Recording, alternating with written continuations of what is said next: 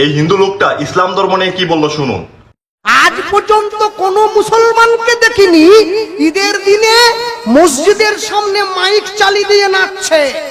আজ পর্যন্ত কোন মুসলমানকে দেখিনি মুরগি কেটে পুকুরের কোনায় বসে খাচ্ছে। কালী পূজার বিসর্জনের দিন হিন্দুকে দেখেছি মাকে টলিতে তুলে দিয়ে মদ খেয়ে নাচতে নাচতে যাচ্ছে, বলে আসছে বছর নাকি আবার হবে। আমার বাড়ির পাশে একটু দূরে একটা মসজিদ আছে, আমি ভালো করে ঘড়ি ধরে মিলিয়েছি, সেটা দিনে 5 বার নামাজ পড়ে মুসলমান। সব থেকে বড় আশ্চর্য কি জানেন, আপনারা ভালো করে লক্ষ্য করবেন, যারা মুসলমান যারা ইহুদি তারা তাদের ধর্ম পালন করে। আমার বাড়ির পাশে একটু দূরে একটা মসজিদ আছে, আমি ভালো করে ঘড়ি ধরে মিলিয়েছি, সেটা দিনে 5 বার নামাজ পড়ে মুসলমান। ভোর 5টায়, দুপুর 12টায়, বিকেল 3:30টায়, বিকেল 5টায়, সন্ধ্যে 7টায়। একদিন, দুদিন, 3 দিন, 1 সপ্তাহ মিলিয়েছি, নামাজের সময়টা 1 মিনিট এদিক ওদিক হয়নি। আপনাদের এই পুরো সবঙ্গে যদি বন্যা হয়ে যায় তবু নামাজের সময়টা পরিবর্তন হবে না, ওটা ভোর 5টার নামাজটা 5টাতেই হবে।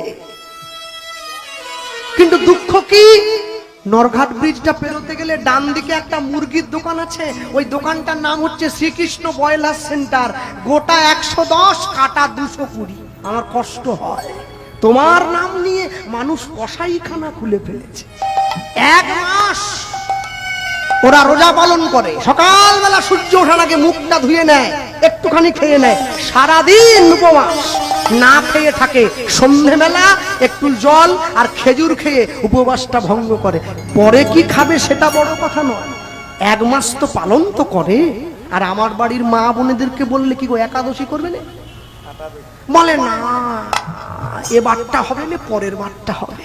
আমি কি একাদশী, বাকিরা সবাই দোষী, সবাইকে নিয়ে মরবো।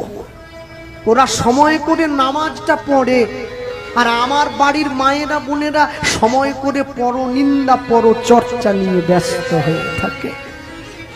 এখনো যদি শুধরাতে চান, এখনো বলছি সময় আছে, নিজের বাড়ির ছেলে মেয়েগুলোকে বাবাকে বাবা বলে ডাকতে শেখাবেন, ড্যাড নয়। মাকে মা বলতে শেখাবেন, মম নয়। বাড়ির ছেলে মেয়েরা পড়াশুনো করে বাবার কাছে 2 দিন পরে এসে বলে ড্যাড তুমি হ্যাড। সব সময় মনে রাখবে, মানুষ হয়ে জন্ম নিয়েছেন, কেন জানেন? দেখবেন এই পূর্ব মেদিনীপুরে তমলুক বলে একটা জায়গা আছে, ওই মানিকতলা বাস স্ট্যান্ড, ওখানে বাস ছাড়ে। এখন নালে গাড়ি হয়েছে, আমার আগে তো ছিল না, বাসে টাসে করে সব জায়গায় যেতে হতো। বাস স্ট্যান্ডে দাঁড়িয়ে রয়েছি, এমন সময় দেখছি একজন মা এসেছে, কালো পোশাক পরা, নাক মুখ সব ঢাকা, চোখটা বের করা, হাতে তার ছেলের হাত ধরা, মাথায় টুপি, পাঞ্জাবি পরা, লুঙ্গি পরা ছেলে, দেখে বোঝা যাচ্ছে মুসলিম বাড়ির মা। কিছুটা দূরে আরেকজন হিন্দু বাড়ির মা এসেছে, শাঁখা সিঁদুর পরা, ছেলের হাত ধরা। এমন সময় এক বয়স্ক বাবা এসেছে, বড় দাড়ি আছে, পেকে গেছে দাড়ি, মাথায় টুপি, পাঞ্জাবি, লুঙ্গি। ওই মা গিয়ে, ছেলে তো চেনে না, ছোট্ট ছেলে, মা গিয়ে ছেলেটিকে ওই ভদ্রলোকের সামনে গিয়ে বলছে, বাবা মৌলভী সাহেব এসেছে, সেলাম আলাইকুম বলো। দেখুন মা শিক্ষা দিচ্ছে, মা শিক্ষা দিচ্ছে। মা হচ্ছে সংসারের গাছের গোড়া।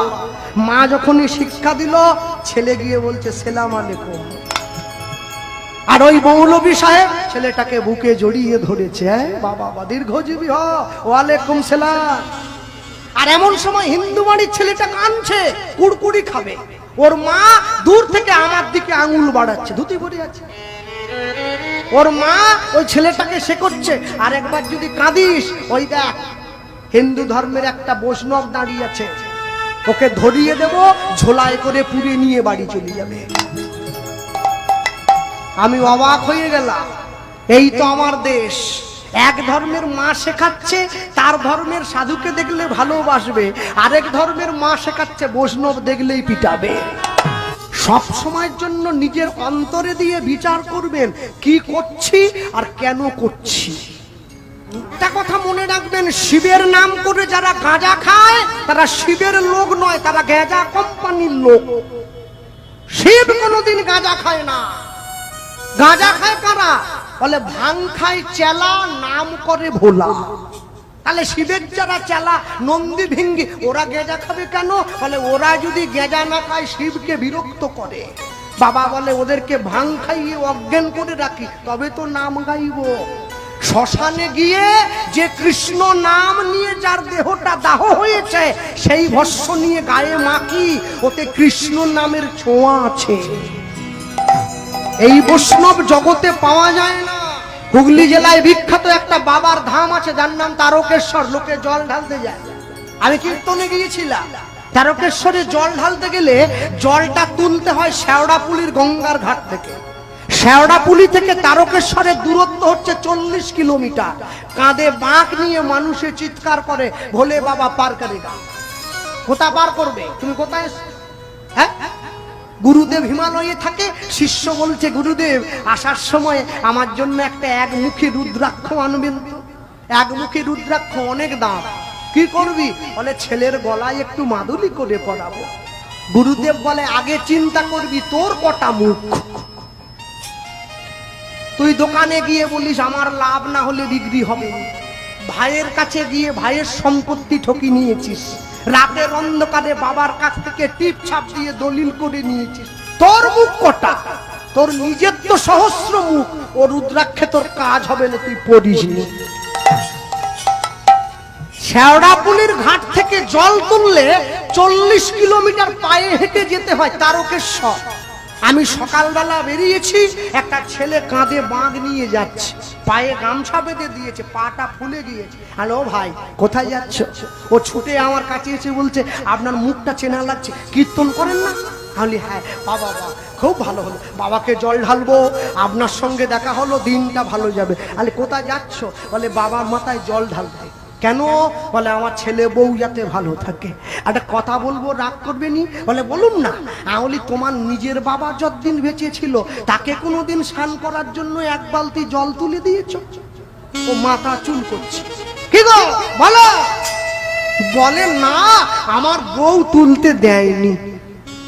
আর তুই খবরদার যাসনি, বাবা তোর জল নেবেনি। যে নিজের বাবাকে ভালোবাসেনি সে কি ভুলে বাবার মাথায় জল ঢালবে?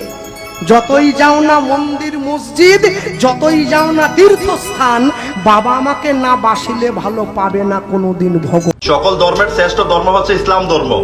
আলহামদুলিল্লাহ আমি মুসলিম, আর আপনাদেরকে দাওয়াত রইল আমাদের ইসলাম ধর্মে আসার জন্য। Thank you.